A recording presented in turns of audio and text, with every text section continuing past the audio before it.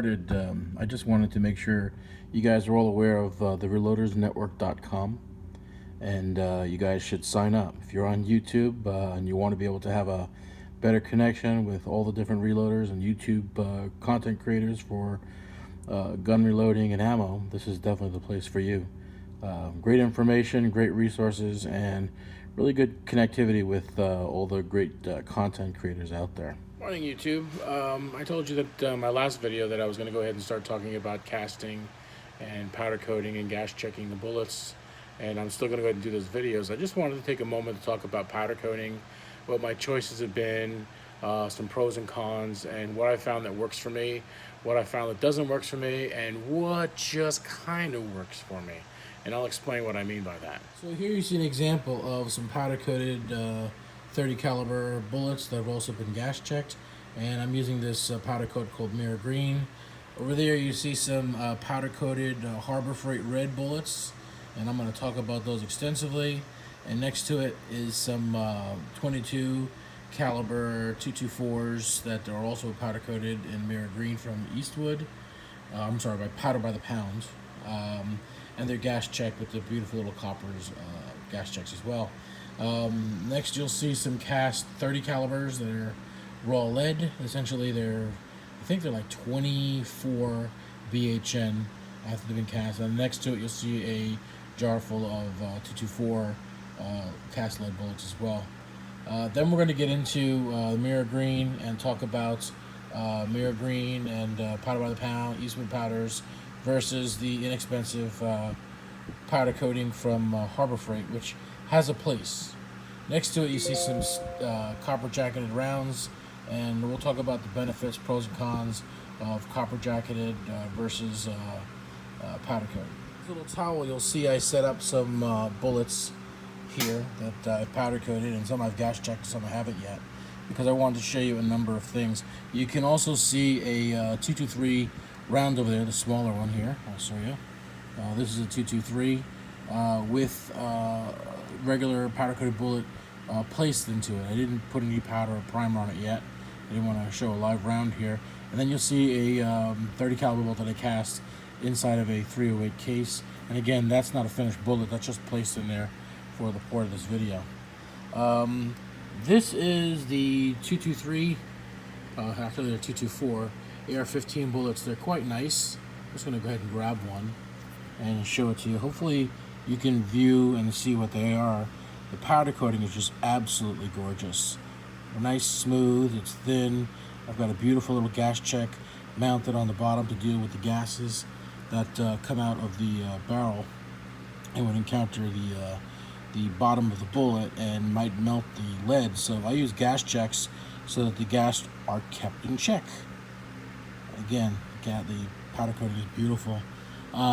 As I look at some of the other bullets here that I cast, some of the 30 caliber rounds, you'll see that these are, it's called Mirror Green, and you'll see that there are some spots where it's not completely filled out, but that's okay. It's still powder coated more than good enough, and there are some methods that I can use to get a thinner coat on, and I'm going to explore those. But quite honestly, they're perfect, and they shoot extremely well. I'm very, very happy with those. So the focus is going to be on Mirror Green. I get this from Powder by the Pound. I got an extra pound, so I got about 2 pounds for about 18 bucks. It was on sale. So this is my absolute favorite powder. It really binds really well to the bullets in either a vibratory tumbler, which I have one over there, a vibratory tumbler, and then you'll see also a little dish over there with some green in it, and that's the shake and bake method. Quite honestly, the tumbler does a really nice job, but it's noisy, and it can take a while, and you do need to go ahead and add some airsoft BBs to your tumbler. I happen to have an example of some here, and what this will do in your tumbler will create static and will cause the powder coating to stick to the cast lead bullets by adhesion, by the fact that it's positively versus negatively charged. Then we've got powder coating from Harbor Freight. This stuff is about $6 a pound. I mean, you cannot beat the price. You're talking $16 a pound for the Mirror Green or $6 for the powder coating. Now, Let me show you what you get, what you pay for. Again, we showed you some of these bullets here, and see how amazing the color is, and how shiny they are, and how uniform. And it's just a really nice powder coated bullet that's going to slide down your barrel and really give you probably some better foot per second.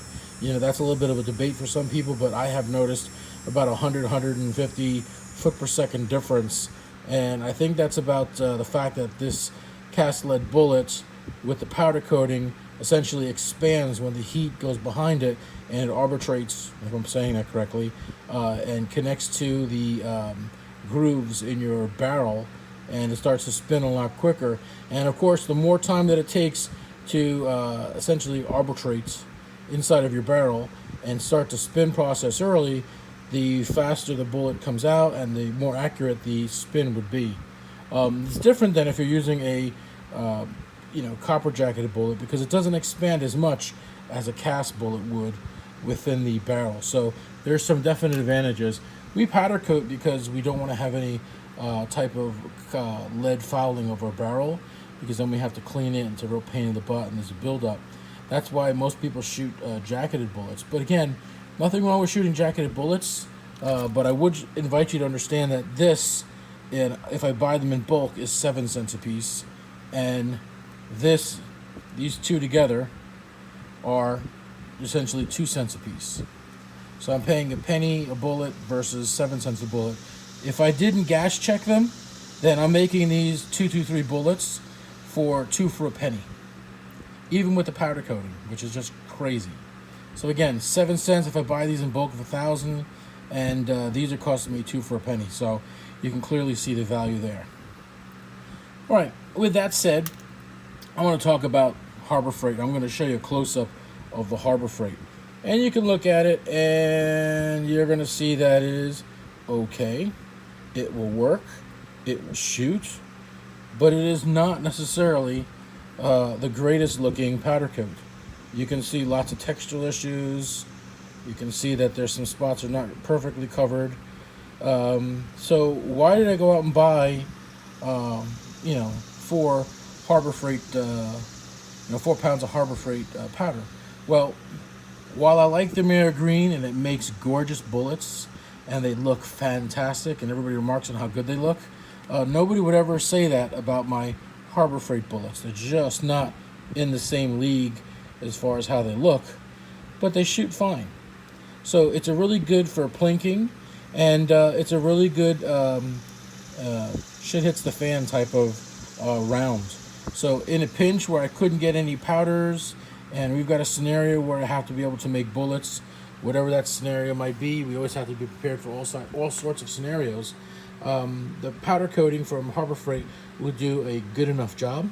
It may not look really high end. It may not be perfect, but it does do the job. So in powder coating, you definitely get what you pay for.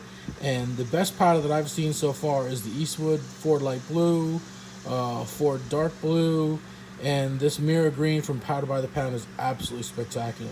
So if you're getting into powder coating, I would recommend as a resource to look at Loads of Bacon's YouTube site.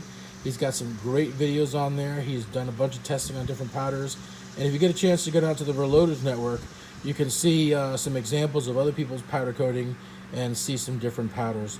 Hopefully there'll be a nice resource page with a swatch gallery of what the powder coating looks like, along with the recipe, what temperature, for how long, and then we can go ahead and have like a little archive of what's achievable with today's powder coating. So I don't have a whole lot more to say about powder coating. When I get into my videos where I'm going to be casting the bullets, then powder coating, and then I'm going to show the gas checking process, then I will certainly speak more to it. But I wanted to take a moment just again to show you what they look like. Again, those are my 30 caliber gas check rounds. These are my 30 caliber Harbor Freight ones that I haven't gotten around to gas checking yet. They're not as pretty, so I don't have them as a priority, but they're definitely good to shoot like that. And then of course my 223 rounds. I will tell you that the way you powder coat them has some particular issues that you have to bring into place. One of the things you're going to see about this bullet, and I'm going to turn it at an angle, you can see that the overflow of the powder coating based if you're standing them up, based if you're laying them down. If you're using Elvis's ammo with in a cage where you're putting a bunch together, there's pluses and minuses across the board for everything that you do. And these were done on parchment paper, and you can clearly see that there is an issue with spillover. So before I could gas check that, I would have to shave off the bottom of that, because you can see that it's sticking out on the bottom because it went flat. So that's an example of too much powder coating on the bullet, and when it flowed down the bullet, it kind of settled at the end. That can happen on the side or whatever position you're laying it in, and I found it happen regardless of whatever method that you're using. So just give you a call out and let you know what's going on, and I'll just back up one more time and let you see what we're talking about. All right, thanks for your time, and I really appreciate you watching my videos, and I'm glad to be back making them.